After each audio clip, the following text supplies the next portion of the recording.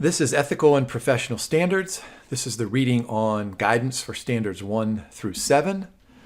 This is Standard 1, Professionalism, which has 4 components: knowledge of the law, independence and objectivity, misrepresentation, misconduct. We'll go through each one of those on the subsequent slides. First part, knowledge of the law. Members and candidates must understand and comply with all applicable laws, rules, and regulations, including the CFA Institute Code of Ethics and Standards of Professional Conduct, of any government, regulatory organization, licensing agency, or professional association governing their professional activities. In the event of a conflict, members and candidates must comply with the more strict law, rule, or regulation. Members and candidates must not knowingly participate or assist in, and must dissociate from any violation of such laws, rules, or regulations. Here's the guidance. Members and candidates must understand the laws. They must comply with the laws. They must acquaint themselves with changes in the law.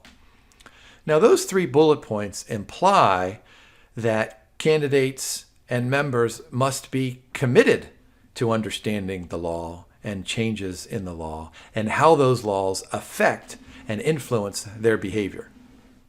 In addition, members and candidates must comply with communication requirements. Now, there are a couple of issues here at hand. The code and the standards, of course, can't incorporate all of the possible laws throughout every country in the world. And so there are 2 kinds of standards. There's the applicable law and there is the more strict law. And so the Institute requires that members always follow the stricter of the applicable law or the code and the standards. Whenever there is no applicable law or regulation, members and candidates must abide by the code and the standards. And finally, members must not engage in conduct that violates the code, even if such conduct happens to be legal in the jurisdiction in which they work. I mean, let me give you a silly example. Suppose for some crazy reason the Institute would say members must wear a hat when interviewing clients for the first time. And the member is operating in a country for some silly reason, and the law says financial analysts are not allowed to wear hats indoors. And so what happens here? You have a conflict between the 2, and we'll follow the more strict rule, which would be, let's not wear the hat indoors. Take a look at a simple question here. John Sinner does business in the U.S. with a Canadian customer. All right, so there we have 2 countries. Canadian laws are less strict than the CFA code and standards. USA laws are less strict than the Canadian laws. So we have 3 choices here. The member, John Sinner, can follow the Canadian laws or the U.S. laws or the code and the standards. Now, since the code is the most strict among the 3, Sinner must adhere to the CFA code and standards. Now, inevitably, a member or a candidate is going to find themselves in a scenario under which there might be a violation of the code, a violation of the standards, or a violation of the law. Members and candidates must not knowingly contribute to a violation of any of the applicable laws or the code or the standards. Now, when a member or candidate has a reasonable ground to believe that a violation has occurred, immediate dissociation should occur. Now, a couple of different problems here that this violation could be committed by a variety of individuals in which the member is in contact. When the perpetrator is a colleague, dissociation might involve things like, of course, having a direct discussion with the colleague. Many of these can be resolved pretty quickly because there might be some confusion, there might be some just some unawareness of what's going on. And of course, if that direct discussion doesn't resolve the issue, then the employer should be brought into it. If the perpetrator is a client, once again, the member can start with a direct discussion. And if that doesn't resolve the issue, then they can refuse to advise the client or ask for a new client. If the perpetrator is the employer, this is a little bit more difficult. Direct discussions, of course, removing one's name from the reports or recommendations, that makes perfect sense. But then, boy, this is a big one, leaving the employer. Now, when a violation occurs, the Institute encourages members to report those violations, and they can do it several ways: written report or email. Now, when members are providing products or services to their clients, they need to make certain that those investment products will also be consistent with the applicable laws. So investment products should be in compliance with the applicable laws. Business partners involved in product distribution should also abide by the applicable laws. And members and candidates must be aware of any cross-border laws or cross-border rules when doing international business.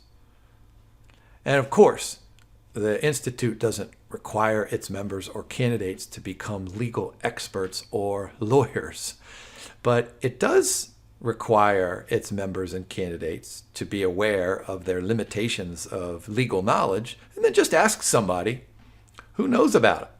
So members and candidates should seek legal guidance whenever there is any parts of confusion. Stay informed, review procedures, and maintain copies. These are recommended procedures for compliance. The second part of this standard, independence and objectivity. Members and candidates must use reasonable care and judgment to achieve and maintain independence and objectivity in their professional activities. Members and candidates must not offer, solicit, or accept any gift, benefit, compensation, or consideration that reasonably could be expected to compromise their own or another's independence and objectivity. For compliance, members and candidates can create a restricted list. They can restrict special cost arrangements, they can limit gifts, they can restrict employee investments in firms, and they can restrict the employee's investment in IPOs. And so think about those 5 bullet points in which a member might be associated with an investment analysis or an asset allocation or some kind of an asset selection decision in which there is outside influence. A great standard example is for a member to be invited to evaluate a particular equity or bond issue and invited to the headquarters of this particular issuing company. And these headquarters are in a big city. And of course, during the visit, there might be a professional sports event. There might be a rock concert or a country music concert or an R&B concert. And so the issuing firm says, hey, let's do this fun stuff. Boy, it's very difficult. It's very difficult not to think, boy, this was a fun trip. I'm going to rule in favor or put down a good recommendation. So candidates and members should follow that list, that bullet point list, to make certain that they avoid those kinds of scenarios. Third part, misrepresentation. Members and candidates must not knowingly make any misrepresentations relating to investment analysis, recommendations, actions, or other professional activities. Misrepresentation is the omission of information or manipulating facts or giving false impressions. Now, part of this misrepresentation standard prohibits members from guaranteeing returns. Of course, it sounds unethical for a member to announce or to publish something that says, hey, look at me. I am a member of the CFA Institute. I'm smarter than everybody else, and I can guarantee you that I can produce 12% or 15% or some kind of a number. So prohibited from guaranteeing returns, and as we'll see later, prohibited prohibited from declaring that holding the CFA designation somehow provides superior returns. Of course, this professionalism standard would prohibit falsifying performance records and plagiarism. And then finally, social media channels should not be abused. Recommended procedures for compliance. Provide a written list of the firm's services and qualifications, listing the qualifications of each member and their capabilities. For example, inevitably, there's going to be a member of a firm who's really good at investment analysis, another member who's really good at using derivatives to manage risk, another member who's going to be an expert on mortgage-backed securities or collateralized mortgage obligations. Those should all be listed. Third-party verification is important. Let's develop procedures for that, updating web page and developing a plagiarism policy. Let's take a look at an example. Which of these statements violates the standard on misrepresentation? All right, so these are quotes. You can be sure we'll outperform the real estate index this year due to our fine research analysts. That doesn't sound very good right off the bat. In our opinion, S&P will grow at a modest 5 to 10% unless we see a market correction. And so which of these statements violates? You can be sure we'll outperform, that's a clear violation. And the second statement, in our opinion, that's clearly we're not guaranteeing results or even being explicit in mentioning that this is our opinion. So that one's okay. The fourth part, misconduct. Members and candidates must not engage in any professional conduct involving dishonesty, fraud, or deceit, or commit any act that reflects adversely on their professional reputation, integrity, or competence. Now, this misconduct part of the professionalism standard addresses the issues of members being honest versus members being deceitful. Members should not engage in any behavior that compromises the reputation, integrity, or competence. Because misconduct then erodes the trust, it erodes the confidence in the profession. Recommended procedures for compliance. Development of a code of ethics.